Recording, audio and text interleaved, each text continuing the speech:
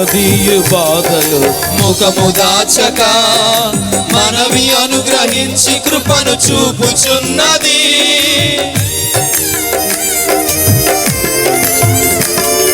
కృంగదీయు బాధలు ముఖము దాచక మనవి అనుగ్రహించి కృపను చూపుచున్నది. అక్కరా తీర్చిన ధైర్యము నింపిన, అక్కరా తీర్చిన ధైర్యము నింపిన, ఎంత ప్రేమది యేసు నాకు వరమది, ఎంత ప్రేమది యేసు నాకు వరమది. ప్రాణమిచ్చునంతటి గాఢమైన ప్రేమది, ప్రాణమిచ్చునంతటి గాఢమైన ప్రేమది నాకు అనుగ్రహించబడినది, నాకు అనుగ్రహించబడినది. ఊహకందనంత ఉన్నతం నా పట్ల నీవు చూపుచున్న ప్రేమ యేసయ్యా. ఊహకందనంత ఉన్నతం నా పట్ల నీవు చూపుచున్న ప్రేమ యేసయ్యా. స్థితిని పరిగణించక గతము చూడక, స్థితిని పరిగణించక గతము చూడక, నన్ను కోరుకున్న రీతి ఎంతో అద్భుతం. ప్రాణమిచ్చునంతటి గాఢమైన ప్రేమది, ప్రాణమిచ్చునంతటి గాఢమైన ప్రేమది నాకు అనుగ్రహించబడినది, నాకు అనుగ్రహించబడినది. ప్రాణమిచ్చునంతటి గాఢమైన ప్రేమది, ప్రాణమిచ్చునంతటి గాఢమైన ప్రేమది, ప్రాణమిచ్చునంతటి గాఢమైన ప్రేమది, ప్రాణమిచ్చునంతటి గాఢమైన ప్రేమది నాకు అనుగ్రహించబడినది, నాకు అనుగ్రహించబడినది, నాకు అనుగ్రహించబడినది, నాకు అనుగ్రహించబడినది. ఊహకందనంత ఉన్నతం నా పట్ల నీవు చూపుచున్న ప్రేమ యేసయ్యా. ఊహకందనంత ఉన్నతం నా పట్ల నీవు చూపుచున్న ప్రేమ యేసయ్యా.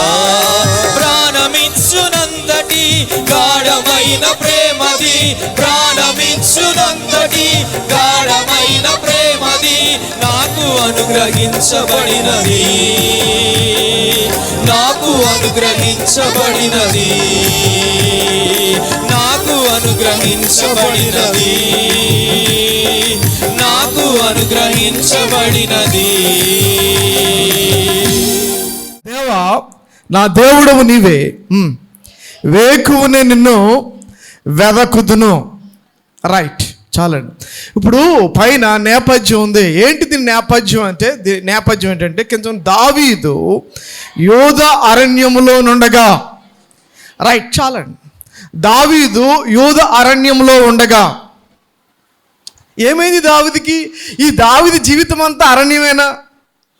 ఈ దావీదు జీవితం అంతా ఎడారి అయినా? నిజంగా అలాగే ఉంటుందండి కొన్ని సందర్భాలు. అసలు సందర్భం ఏంటంటే, దావీదు ఆల్రెడీ ఒక సింహాసనం ఎక్కాడు, ఆయనకి సింహాసనం వచ్చింది, ఒక రాజ్య పరిపాలన అధికారం వచ్చింది ఆయనకి. వచ్చిన తర్వాత చూడండి, ఆయనకి ఎదురయ్యింది, ఒక దెబ్బ ఎదురైంది. కన్న కొడుకు అనగా అబ్షాలోము.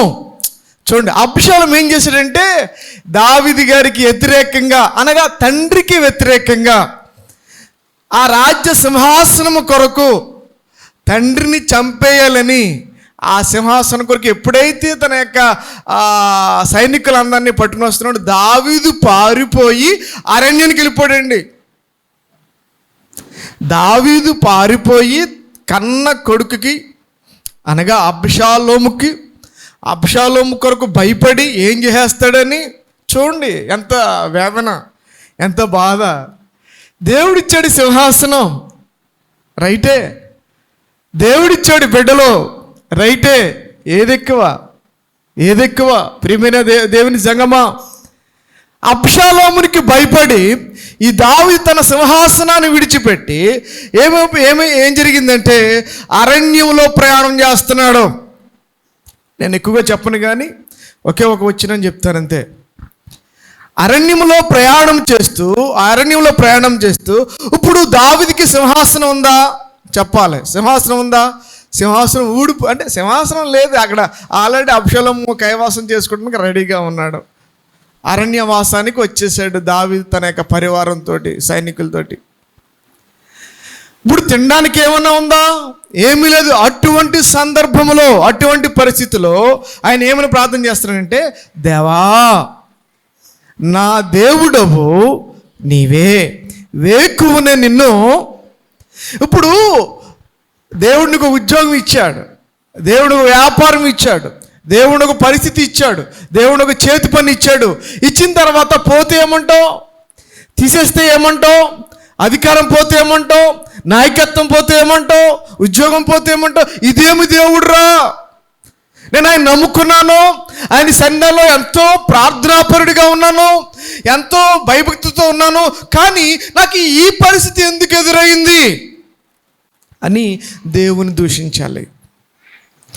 కానీ దావీదు గారు ఆ మాటలు లేవండి ఇక్కడ. ఇదేంటి, నాకు సింహాసనం ఇచ్చావు, ఇంత బలం ఇచ్చావు, అభిషేకం ఇచ్చావు, యుద్ధం చేస్తే ఎంతోమందిని కత్తివాత చేత హతము చేయగలటువంటి సామర్థ్యాన్ని ఇచ్చావు, ఈ పరిస్థితి అని చెప్పి దేవుణ్ణి దూషించలేదు. దావీదుకి తెలుసండి నేను దేవా నా దేవుడవు నీవే, దేవునికి స్తోత్రం కలుగును గాక. నాకు ఎన్ని ఆపదలు వచ్చినా, ఎన్ని శోధనలు వచ్చినా, నన్ను నా వారే వెలివేసినా, నాకున్న సింహాసనం ఊడిపోయినా, నా ఉద్యోగం నుండి తొలగిపోయినా, నా అధికారము కోల్పోయినా, నా నాయకత్వం కోల్పోయినా, నా చేతి పని ఊడిపోయినా, కానీ నా దేవుడవు నీవే. స్తోత్రం చెప్తామండి గట్టిగా, దేవుని స్తోత్రం చెప్పనంతని. హల్లెలూయా. రేస్ అదండి ఈ రోజున మనం నేర్చుకోవాల్సిన పాఠం అదే. దావీదు తన సింహాసనాన్ని బట్టి హర్షించడం లేదు. అయ్యో పోయింది నా సింహాసనము, ఇంత రాజ్యాధికారం కలిగినటువంటి నేను ఈరోజు ఏమైపోయింది నా పరిస్థితి అని అనుకోలేదు. కానీ ఒక మాట అంటున్నాడు, దేవా నా దేవుడవు నీవే. చెప్పండి ఒకసారి, దేవా నా దేవుడవు నీవే. ఇప్పుడు ఏం చేస్తా? నేను వేకువనే నిన్ను వెతుకుతున్నాను. రైట్, నేను వేకువనే ఎదుగుతాను. కిందకు వచ్చేద్దామండి, టైం లేదు. నీ బలమును నీ ప్రభావమును చూడవలనని పరిశుద్ధాలయం మందు నేనెంతో ఆశతో నీ తట్టు కనిపెట్టి ఉన్నాను. స్తోత్రం కలుగును గాక. అమ్మా, ఆయన ఉన్నది అరణ్యంలో.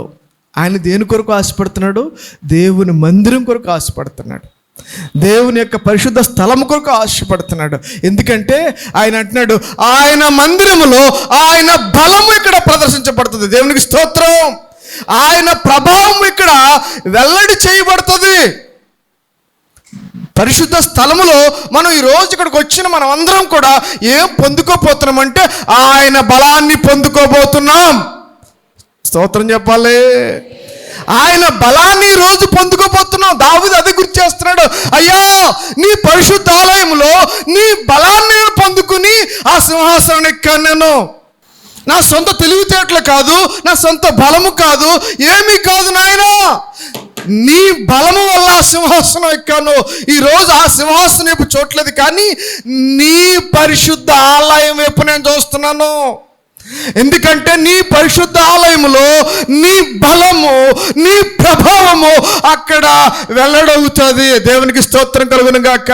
ఆయన ప్రభావము వెల్లడగితే అంటున్నాడు, వస్త్రపు చెంగు ముట్టుకున్న నా ప్రభావము అన్నడం లేదండి. ఒక స్త్రీ ముట్టుకుంటే నా ప్రభావము వెళ్ళింది. ఆయన ప్రభావాన్ని చూసే దినమిది, ఆయన బలమును మనం పొందుకునే దినమిది. దేవునికి స్తోత్రం కలుగును గాక. నీళ్లు లేక ఎండి ఉన్న దేశమందు నా ప్రాణము నీ కొరకు తృష్ణగొనుచున్నది. నీళ్లు లేక ఎండియున్న దేశమందు నా ప్రాణము నీ కొరకు నీ మీది ఆశ చేత నిన్ను చూడవలన నా శరీరము కృషించుచున్నది అంటున్నాడు. ఆ అరణ్యంలో ఒక నివాసం లేదు, ఆహారం లేదు, నీరు లేదు. అయినప్పటికీ నా శరీరము కృషించిపోయినప్పటికీ, నా యొక్క బ్రతుకు ఎండిపోయినప్పటికీ, నా బ్రతుకు మోడు బారిపోయినప్పటికీ, ఆయన అంటున్నాడు కింద మంచి స్టేట్మెంట్ చదువుదాం, అందరు కలిసి చదువుదామా? మూడో వచనం అందరు చదవండి. నీ కృప జీవము కంటే ఉత్తమమైనది. The grace better than life. కృప ఆయన దావీదు నుంచి ఈ యొక్క కీర్తనలో మనం నేర్చుకొస్తున్న ఒక ఏకైక పాఠం ఏంటంటే, సహోదరుడా, రెండు పెట్టాడు ఇక్కడ నీ ఎదురుగుండగానే. కృప ఉంది, రెండోది ఏముంది? జీవం ఉంది. అమ్మా, మీ ఎదురుగుండగా రెండు ఆప్షన్స్ ఉన్నాయి. Number 1 grace, number 2 life. ఇక్కడ కృప ఉంది, రెండోది ఏముంది? జీవం ఉంది. ఏది మనకి అవసరము? ఈరోజు మానవులంతా కలిసి ఇక చర్చికి కానీ, దేవుడి దగ్గరికి కానీ, ఒక ప్రార్థన కానీ, ఒక ఆరాధన కానీ ఈ జీవం కొరకే వస్తున్నారు. ఈ జీవం ఎందుకంటే, ప్రభువా నాకు ఉద్యోగం ఇయ్యి, ప్రభువా నాకు పలానా కార్యక్రమం జరిగించు, ప్రభువా నా శోధన తొలగించు, ప్రభువా నా వ్యాధిని, ఒక జీవం కొరకు ఇక్కడికి వస్తున్నావు. హలో, కాదని అంటలేదు. దేవుడు చేయగలడు, దేవుడు ఇవ్వగలడు, దేవుడు అన్నిటికీ సమర్థుడే. దేవునికి స్తోత్రం. ఆయన అన్నీ మనకి ఇవ్వగలడు. కానీ ఒకటి మర్చిపోకు, కృప జీవము కంటే, అది దేవునికి స్తోత్రం కలుగును గాక. అది నేర్చుకుందామండి వీళ్ళ, ఇంకేమక్కర్లేదు. ప్రభువా నీ కృప ఉంటే నాకు చాలు. నాకు ఈ సింహాసనం పోయినా పర్వాలేదు, ఈ రాజ్యాధికారం పోయినా పర్వాలేదు, ఆ కిరీటం పోయినా పర్వాలేదు, నా పేరు ప్రతిష్టలు పోయినా పర్వాలేదు, నాకున్నటువంటి ఆ నివాసము, గృహము పోయినా పర్వాలేదు, కానీ నీ కృప ఉంటే నాకు చాలు. గట్టిగా దేవుని స్తోత్రం చెప్పు. నీ కృప లేనిదే, నీ దయ లేనిదే క్షణమైన బ్రతుకలేనయ్యా. నీ కృప లేనిదే, నీ దయ లేనిదే క్షణమైన బ్రతుకలేనయ్యా.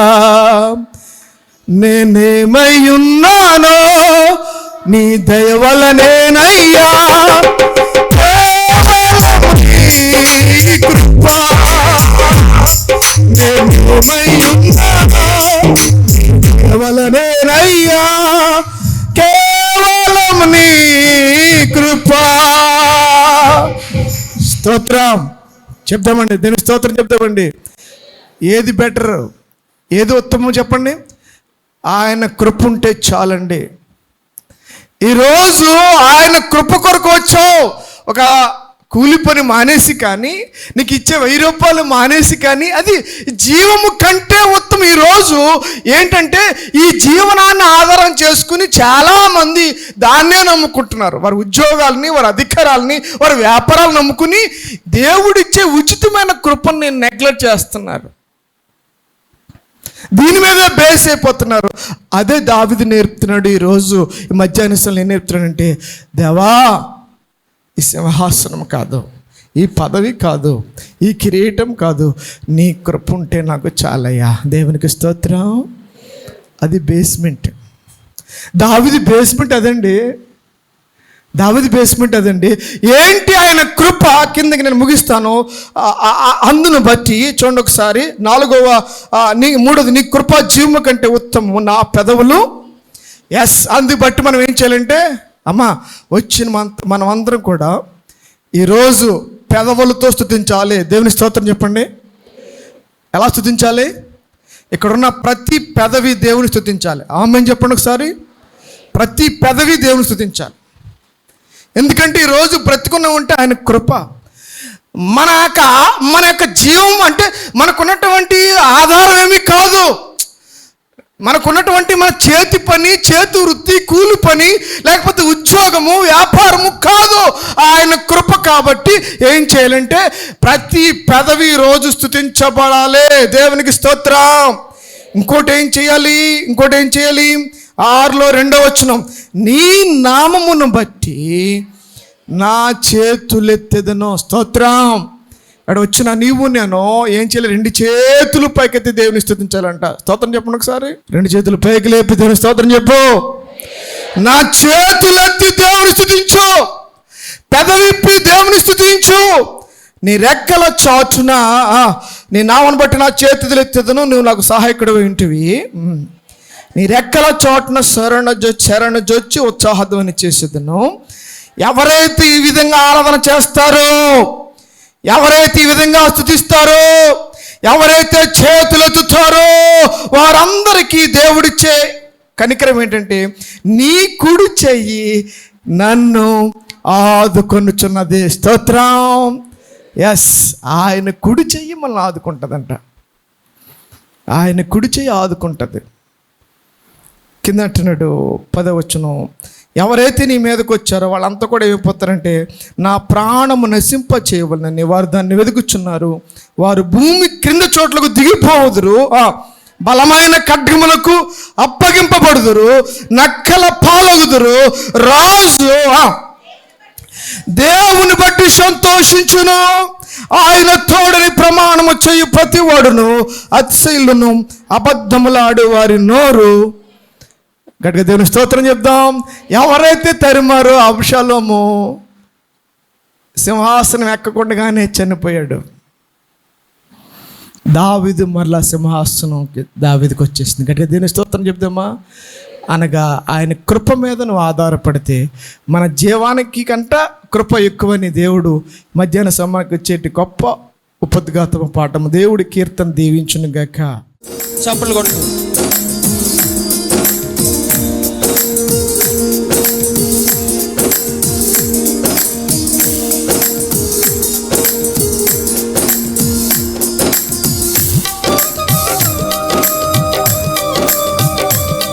ఆమేన్. స్తోత్రం.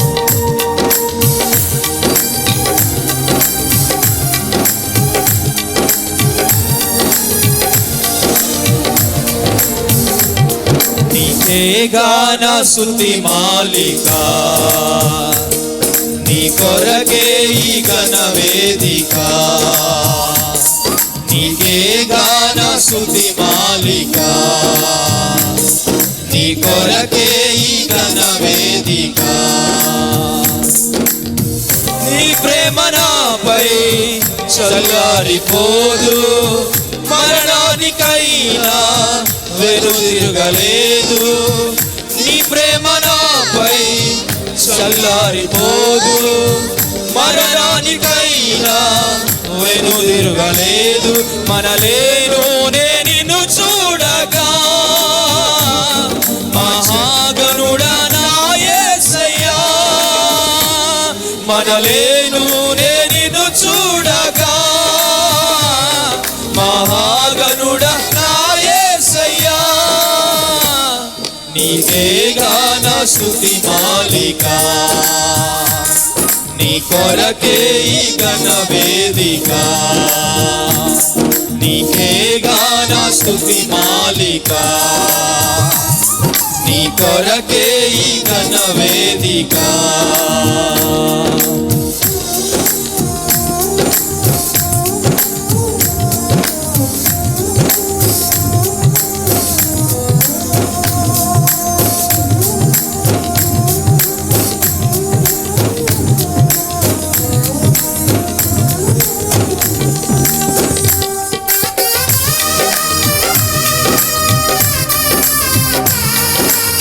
స్తోత్రం.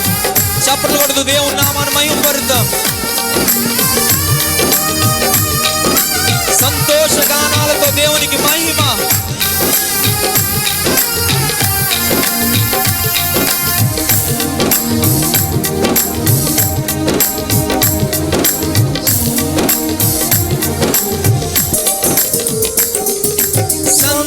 సంతోషగానాల స్తోత్ర సంపద నీకే చెల్లింతును ఎల్లవేళలా.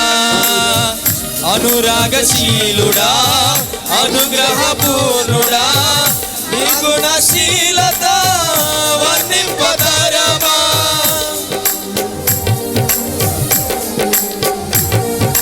సంతోషగానాల స్తోత్ర సంపద నీకే చెల్లింతును ఎల్లవేళలా. అనురాగశీలుడా అనుగ్రహపూర్ణుడా నీ గుణశీలత వర్ణింపతరమా. నా ప్రేమ ప్రపంచము నీవేనయ్యా, నీవు లేని లోకాన నేనుండలేనయ్యా. నా ప్రేమ ప్రపంచము నీవేనయ్యా, నీవు లేని లోకాన నేనుండలేనయ్యా. నా ప్రాణం నా ధ్యానం నీవేనయ్యా, నా ప్రాణం నా ధ్యానం నీవేనయ్యా. నీకేగా నా స్తుతి మాలిక. చప్పట్లు పాడదాం. నీ కొరకే ఈ ఘన వేదిక, నీకేగా నా స్తుతి మాలిక. నీ కొరకే ఈ ఘన వేదిక.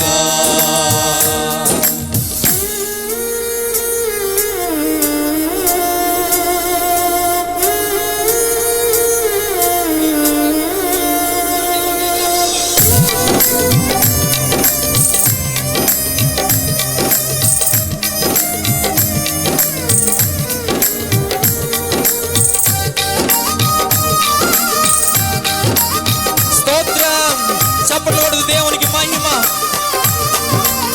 శక్తి కలిగిన దేవుని నామానికి స్తోత్రం.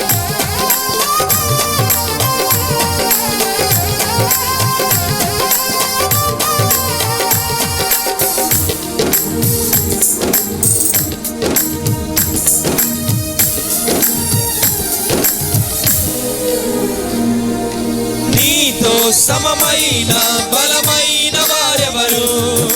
వేరే జగమందు నే ఎందు వెదకినను నీతి భాస్కరుడా నీ నీతి కిరణం ఈ లోకమంతా ఏలుచున్నదిగా.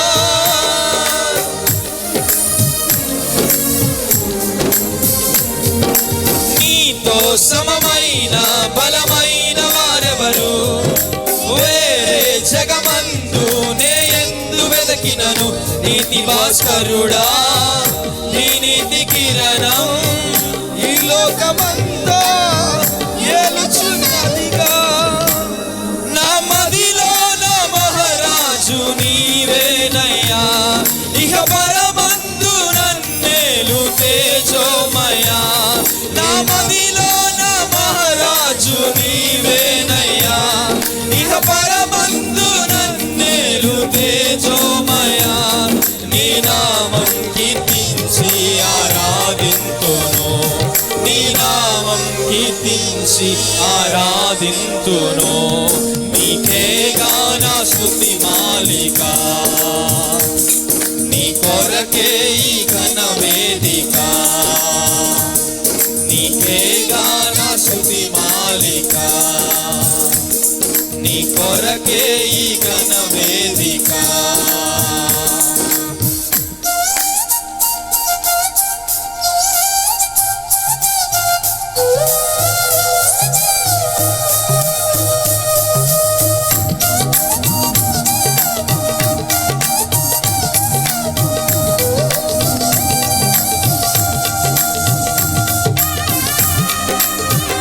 స్తోత్రం.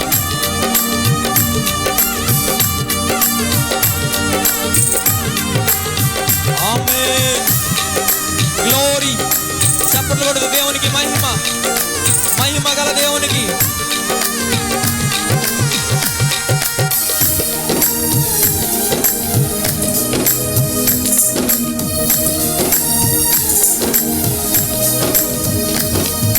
నీతో నిలచుండు ఈ భాగ్యమే చాలు, వేరే ఆశేమియు లేదు నాకిలలో. నా ప్రాణ ప్రియుడా నన్నేలు దైవమా,